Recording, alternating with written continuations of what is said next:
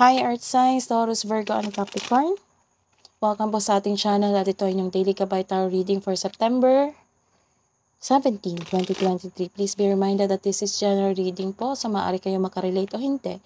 Just take what resonates. Gamitin ang reading na ito bilang gabay lamang.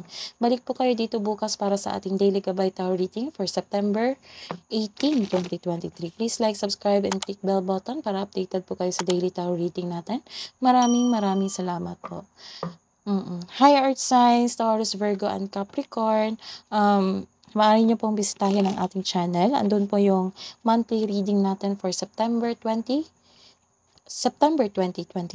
Nakaseparate po doon ang Taurus, Virgo, and Capricorn. Monthly reading po natin. Maraming salamat po. Spirit guys, ano po ang energy today ni Taurus, Virgo, and Capricorn ngayong September 17, 2023? Pasensya na po sa ingay. So, this is reverse card. Nagkaroon po kayo ng disconnection sa inyong intuition. So, may na-discover ka na dinedeny mo ang sitwasyon o ang tao na bakit ginawa niya yun. So, may hidden motives dito. Mag-ingat sa isang tao. Nagkaroon kayo ng confusion sa isang bagay or sa inyong karelasyon. This card is a sign of a disconnection from your intuition. Nagkaroon ng overthinking, overanalyzing the situation.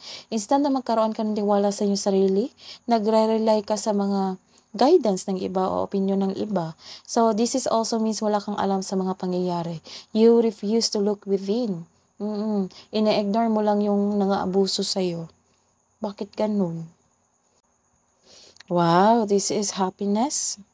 Happiness, fulfillment sa inyong buhay karera, kaperahan, at sa inyong buhay pamilya. So, some of you, granted yung manifestation nyo, fulfillment sa pangarap, nangyari na, may kasiyahan at kagalakan sa mga bagay ukol sa pamilya o kaibigan. Nagkaroon din ng reunion ng iyong pamilya, kaibigan ba? So this card focuses on achievement of a level of love and success na nagbibigay sa iyo ng serenity o katahimikan, satisfaction at pasasalamat sa iyong mga blessings na receive. So hingi tayo. After this emotion, nagkaroon ng happiness. Wow. Healing. I'm happy for you, Earth Signs. Hingi pa tayo ng advice. Spirit guides. So, breaking trail. A breakthrough is at hand. So, ikaw lang yung makapag-ayos sa inyong mga obstacles, sa iyong mga problema sa buhay. So, harapin mo lang at iayos. Make a move. Take an action. So, far away places. Get ready for new horizons. Wow! May balak kayong magbakasyon? Magbala kayong mag-travel o may bala kayong magtrabaho sa ibang bansa, sa malayong lugar. Spirit guys, ano po yung message niyo po sa career and money ni Taurus, Virgo, and Capricorn ngayong September 17, 2023?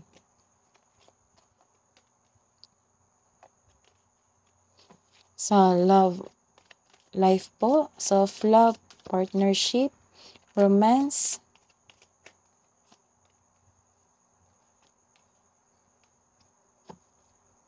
so, this is a reverse card. Nagkaroon ng self-doubt. Connected tayo sa yung first card. Nagkaroon ng resentment, failure to face the facts. So, you are in denial. Yun. May nag-abuso sa inyo. Check nyo. May nag-abuso sa inyong tao. Ito yung nakikita ko May nag-abuso sa inyo ng mga tao. Nag-take advantage sa inyo. Maaring sa co-worker nyo o kasamahan nyo sa bahay. Oo. So, you are disappointed. Biniblame mo yung sarili mo. Don't be. So, this is a reverse card ulit. Nagkaroon ng refusal to learn. Ayaw nyo talaga. Bakit ganun?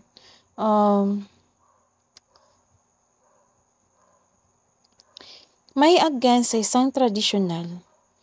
Siguro may against sa isang traditional. For example, may tutol sa kasal, pakipagrelasyon sa co-worker mo, ganyan. So, the advice is take it as a reminder to try to have an open mind and be respectful of opposing viewpoints. So, respect mo lang yung viewpoints nila.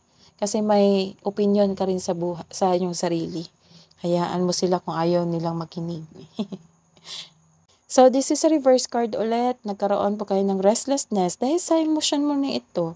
So, don't be. Masaya kayo ng inyong family. Enjoy mo lang. Nagkaroon kayo ng you're avoiding self-reflection. Ito na naman, yung issue sa intuition, hindi kayo nakakonect. So, wala kang pahinga. Masyado kang subsob sa trabaho or wala kang pahinga dahil nagkaroon kayo ng reunion. Wala kang tulog. So, some of you hindi kampante, nagtatago sa instead of facing the reality, hinahayaan mo yung saktan ka na isang tao, masakit magsalita. Hinahayaan mo lang.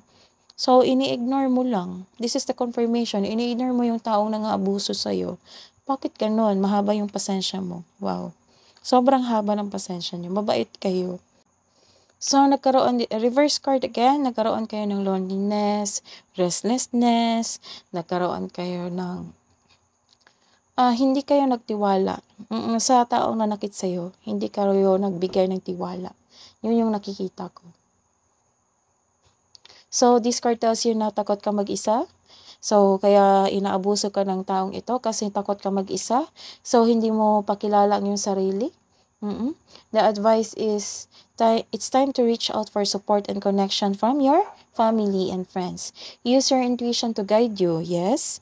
Use your intuition to guide you towards the meaning that resonates. Ang problema lang talaga, yung intuition nyo, hindi kayo nakakonect. So, the advice is connect to your energy, connect to yourself, connect to your intuition. Tamang tulog, tamang rest. Para ma-release mo na itong emotion na ito kasi sobrang bigat na eh. So, let's see. Ano po yung ganap? Iniisip towards your new person, yung kadate mo nyo ngayon or past love mo, para sa mga single. I wish I could share my good news with you. Wow. So, I look for you everywhere para sa mga may relasyon.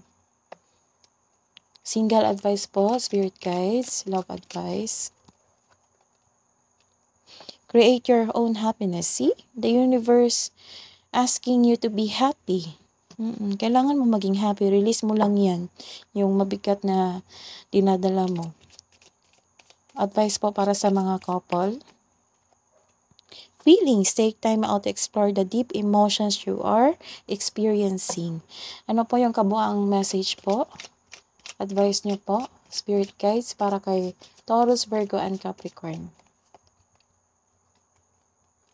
Be bold and make the first move. So, angels advice po, archangels, spirit guides, guardian angels. Message na po para kay Taurus, Virgo, and Capricorn. Message from Archangel Uriel. Brilliant idea. Yes, your idea is divinely guided. Please take action to bring your idea to fruition.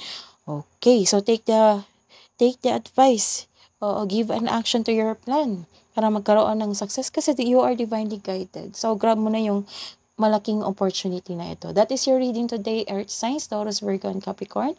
Balik po kayo dito bukas. Please like, subscribe, and click bell button for notification para po updated kayo sa daily tarot reading natin. Maraming salamat po.